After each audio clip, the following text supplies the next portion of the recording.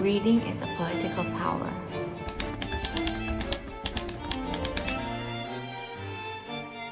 Now that is a statement to start a video, but it is true nonetheless, and I needed to get your attention somehow, so it's a win-win situation. Hi, my name is Divya, and this week is Banned Books Week in the United States, and I thought, why not give my 2 cents into this topic as somebody who is not from the United States and actually is from the global south. I really do think that it is important to have this kind of bookish discussions alongside other bookish contents, because we can have more nuance about the topic at hand. So if you have any other points of view, please leave it in the comments. I would love to learn from you.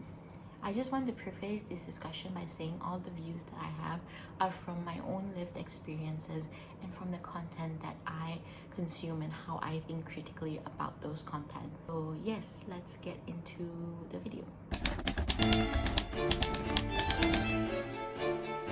Reading is a privilege, as many are unable to read. In fact, Unicycle's Institute of Statistics estimated in 2015 that 757 million people worldwide are unable to read. This reflects more than just literacy rates. It encapsulates the struggles that people face, especially people from the global south, where systemic issues like poverty, access to education, marginalization, and political and cultural oppression often prevent access to education. In Malaysia, so many children are unable to continue their studies or even start their studies because of poverty, because they have to stay at home and help their parents and their family get more money to make ends meet. And some of the children are from rural areas, which is 100 kilometers away from the nearest school. So these barriers are not personal limitation. In fact, they are mechanisms that often perpetuate inequality and suppress the potential of future leaders. It is important to realize that reading is more than just a tool for personal development. It is a source of political power. In my country's history, the initial spark for independence against British colonial powers began with education and reading, with those going overseas to further their education and to learn to think more critically, and coming back and teaching the local people. They realized that by unlocking and improving the power of literacy with the people could awaken the consciousness of the oppressed.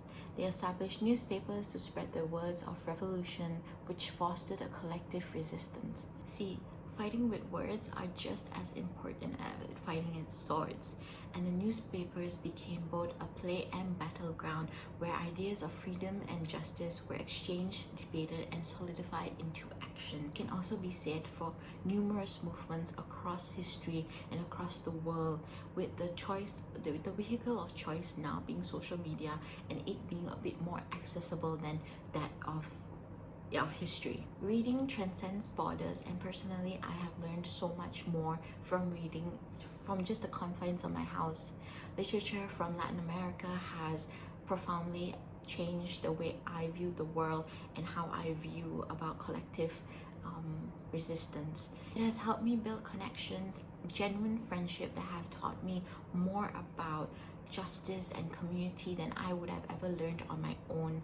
And that is the beauty of reading. It allows us to break down walls and instill a higher sense of justice, empathy, and community.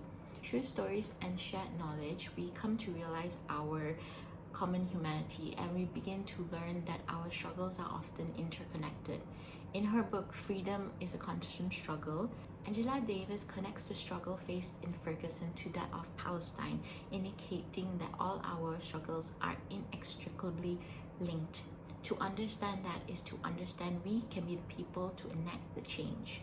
Also, with reading, we discover ourselves, as the journey is not just outward, it is inward. The more we read, the more we come to understand our own urgencies, whether they pertain to personal development or social justice and human rights. We become more aware of the injustices that we and people, especially marginalized people, face, the system that binds us, and the first steps needed towards liberation. We're more able to empathize and henceforth build resilience. The act of reading is not passive, it is politically transformative. We demand better for ourselves and for others. Through the written word, we engage with different experiences and ideas, which in turn helps us with our own future. It is in this exchange of perspectives that we find the empathy to connect, the wisdom to act, and the strength to resist. For those who have historically been denied education and the privilege of reading, the act of literacy becomes an act of defiance, a reclamation of power, and a step towards liberation.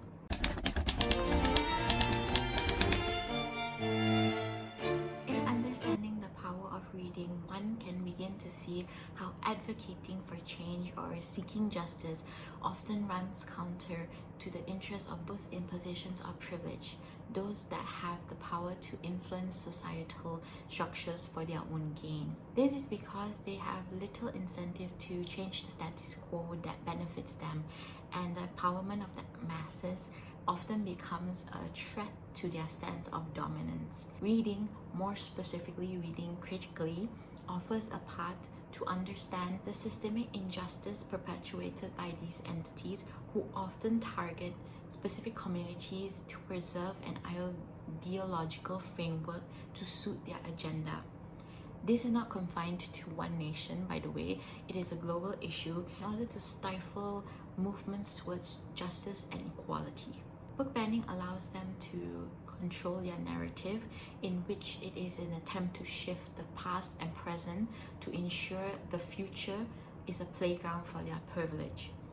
This is an act of violence against knowledge, and it attempts to erase narratives that challenge the status quo. Restricting access to diverse voices, stories, and history, they narrow the scope of what is deemed acceptable, ensuring that only a sanitized, one-dimensional view of the world is allowed to persist. Book banning is not a new tactic. As we have seen throughout history, the victors have rewritten the past to suit their version of events, erasing the narratives of those who were marginalized and oppressed, leaving faint whispers of resistance. Power of knowledge is power of reality, and by understanding that, it doesn't surprise anyone that book banning weakens the very movements that seek to challenge them.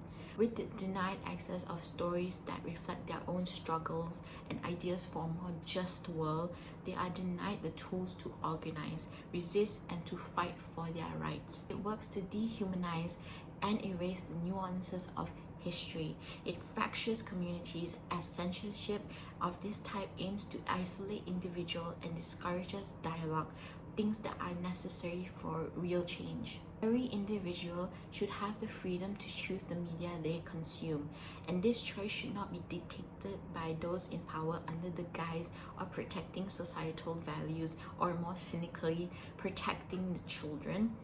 Decisions about what is appropriate for children should rest with individual parents based on what they think is right, rather than with external authorities seeking to impose their ideological agendas on everyone. Censorship of literature in the name of public morality or safety often masks more sinister motivations. The desire to keep people ignorant, uncritical, and obedient.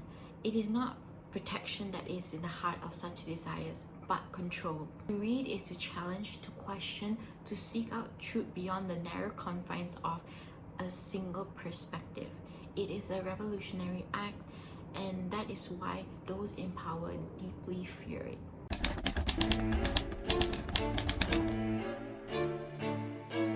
Booktok has garnered both praise and criticism and embodies the complexity of reading culture.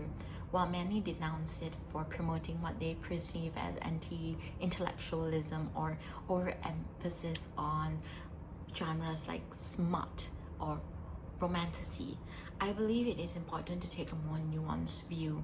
Like most things, Booktok has its flaws, but it also presents remarkable opportunities for readers, particularly in fostering discussions, expanding horizons, and advocating for diverse perspective. One of the primary criticisms of Booktok is the notion that readers should leave politics out of reading or separate the art from the artist, with many pushing for the idea that people should be simply allowed to read whatever they want to read without further analysis. While this may seem harmless, the lack of nuance in these arguments can be detrimental to the broader culture of reading, and even more so to the power that reading holds. Books are more than just entertainment. They are reflections of lived experiences, biasness, and deeply ingrained beliefs of the authors. Each word and sentence are shaped by the author's worldview, and by extension, they shape the worldview of the reader. Therefore, to separate art from its creator is to deny the impact that their perspective has on their work. Engaging critically with what we read is crucial because the ability to do so is a privilege not afforded at all. When we fail to take reading seriously, we risk trivializing its importance.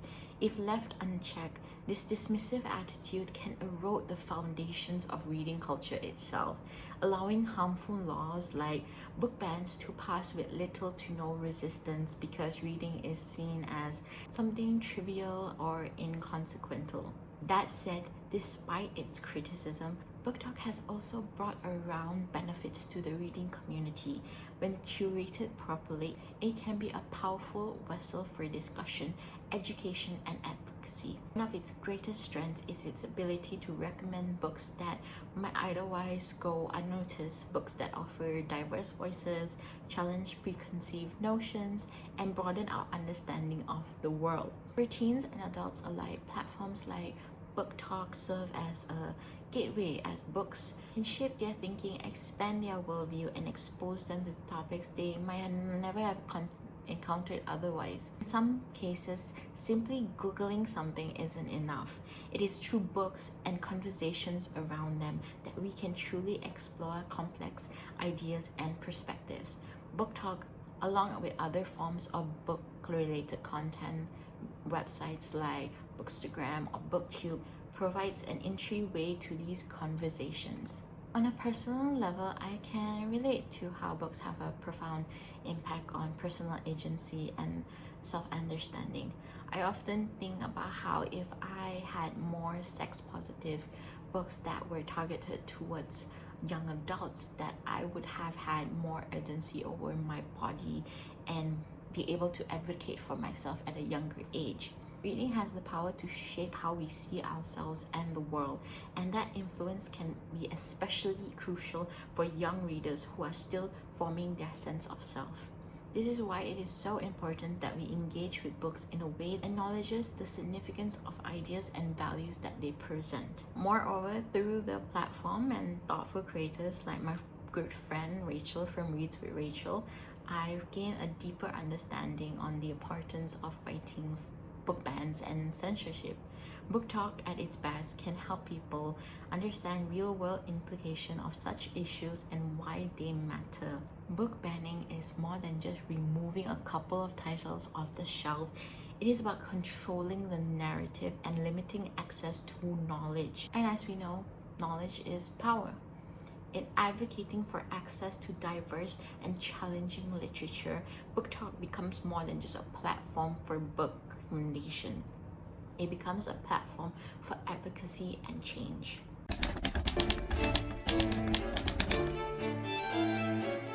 As my final thoughts, I think it is very important for us to engage with literature critically, and at the same time we can still enjoy reading as well.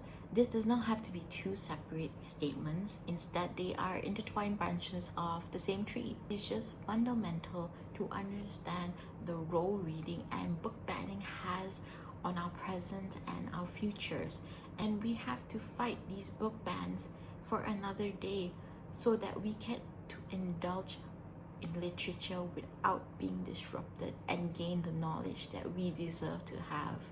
So yeah, that is basically the video. It's a bit more serious than what I normally put up here, considering the last time I put out something was literally last year. But I thought this was a good idea to discuss and have more nuanced discussions over this topic. Please pardon me for looking down at my computer quite often. I do find that I have a good script, but I do not have the brain memory power to remember whatever I wrote down. So thank you so much for listening, and I really appreciate you watching this video. Thank you so much, and bye.